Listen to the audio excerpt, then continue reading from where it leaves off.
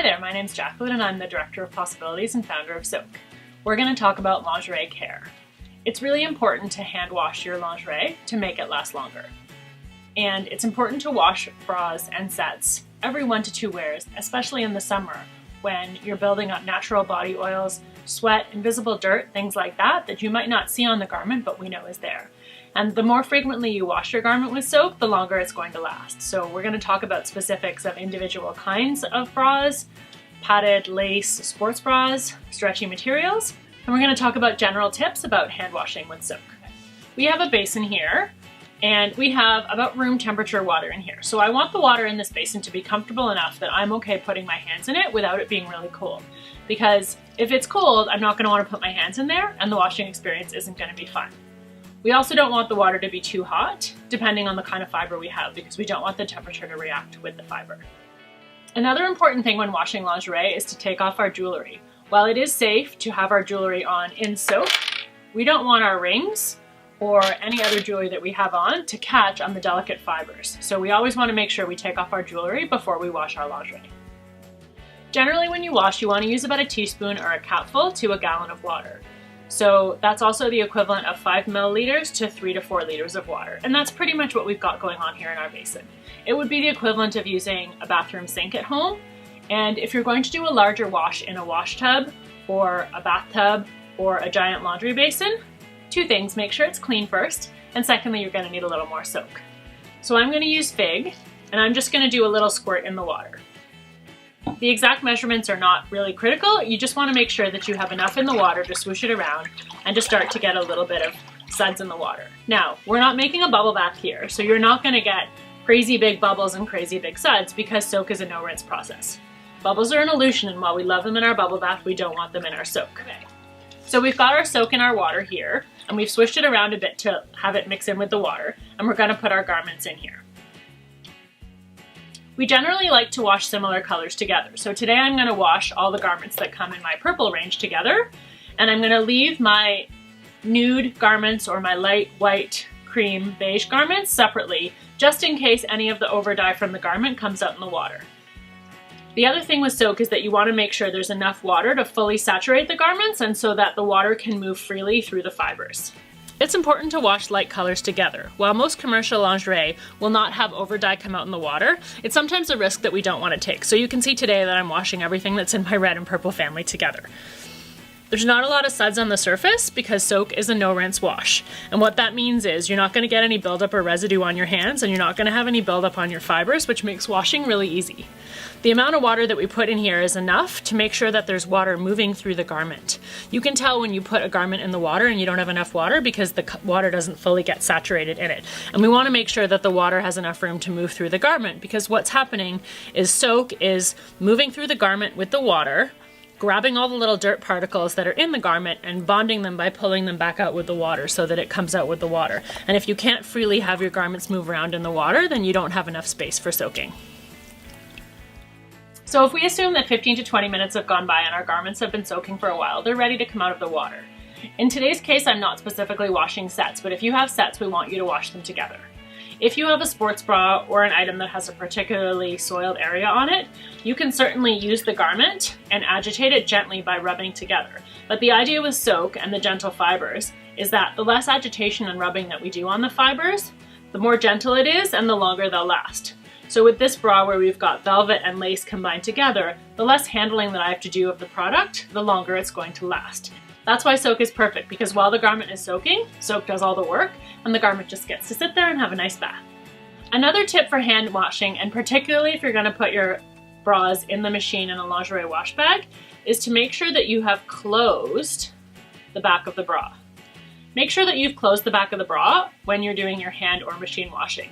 This is because we don't want these little hooks to get caught in the other lace and lingerie that you're washing with. Alright, so 15 minutes has gone by, we're ready to take the garment out, and we can tell in here for sure that some dirt has come out because the water is starting to get dark. If you're washing vintage lingerie that you've, say, purchased, or something that you haven't worn in a very long time or have been gifted, stockings, slips, that sort of thing, and the water gets very dirty very quickly, we want you to rinse that water out and do the soaking process again. So you want to repeat it until the water is reasonably clear, because after all, we're not getting grass stains and crazy dirt out of these, we're getting invisible dirt and body soils, and so that's something that's very light. So you should just be getting a little bit of coloration in the water from the dirt coming out into the water. When you remove the garment from the water, it's important not to have the weight of the water pulled up in the garment. So we would never pull up a garment out of the water with just the top of it, letting it get full. We want to fully support the garment as it comes out of the water, so that our hands are doing the work with the weight of the water, not the garment. Gently press to get all the water out, and then we're going to lay the bra, opened up at this point, on a towel or a flat surface. We're going to lay this lace bra on a flat surface, and what we're working at doing is not distorting the fabric and certainly not distorting the wire in any way at all. Then I'm going to fold my towel over and I'm gently going to press the excess water out of the garment. We are not going to wring this, we're not going to squeeze it, we're not going to agitate it, because all we're trying to do is get the extra water out into our towel so that we can lay it to dry. We especially don't want to wring something that has a beautiful velvet and an underwire in it, because we don't want to distort the wire and we don't want the wire to come out. And as you can see, which unfortunately you can't feel, but as you can see, it sort of looks like it's almost dry, because by the impression in the towel, we're getting the water out of it. And if we have to do it again, we simply do the same thing. We're just finger pressing the water out of the garment really gently. So in the same way that when you wash your face, you don't vigorously scrub your face, you wouldn't want to vigorously scrub your bra. This is skincare for your clothing, so it's the same idea. So you have to consider your lingerie like those most precious parts of your body, like your face. And when you wash your face, you gently rub, a really gently wash into the surface. And that's the exact same thing we're doing here. And then we have the option of either laying it to dry on a clean towel or another flat surface. And we're always going to put the structure of the garment in place so that it has a nice ability to dry exactly the way we want it to be, so it's ready to be worn again. When we're washing lace, it's really important to have taken off all of our jewelry. So you can see I've taken off my rings because I don't want any of the stones or any of the decorative aspects of my rings to be getting caught in the lace. And we're going to gently support the garment and try to get as much water out of it. This is a pair of panties, so there's no underwire, there's no clips, there are no strap adjusting things, so it's straight lace.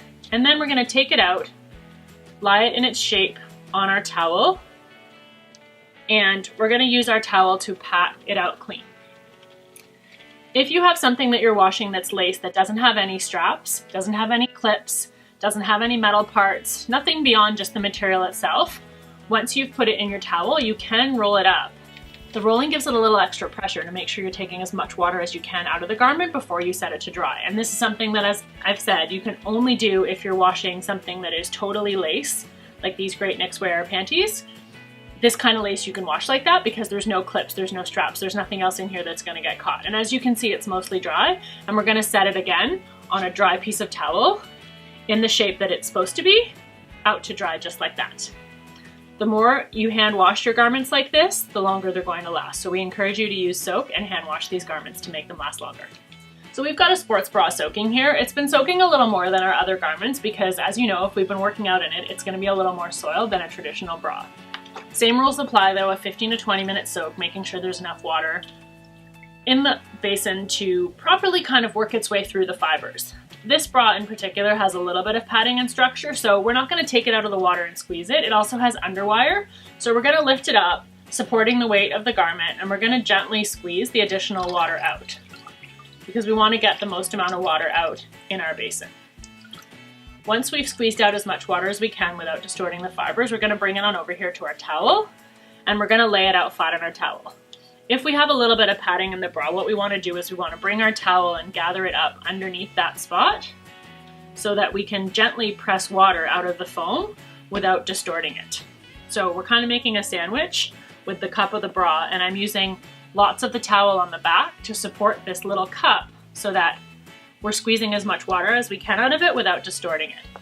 And as we've talked about in other videos, because this bra has underwire, we aren't going to go roll it up in a towel, and we're not going to do anything rough or abrasive. We can lay the other towel on it, we can pat it out as well flat just to get as much water out as we can before we take it and we lay it to dry. And when we lay it to dry, We want to gently reform the cup, which we've done also in our drying process, so that when it sits to dry, it's getting as close to its original structural position as it can. And that's the really best way to take care of a bra and make sure that it lasts as long as it can.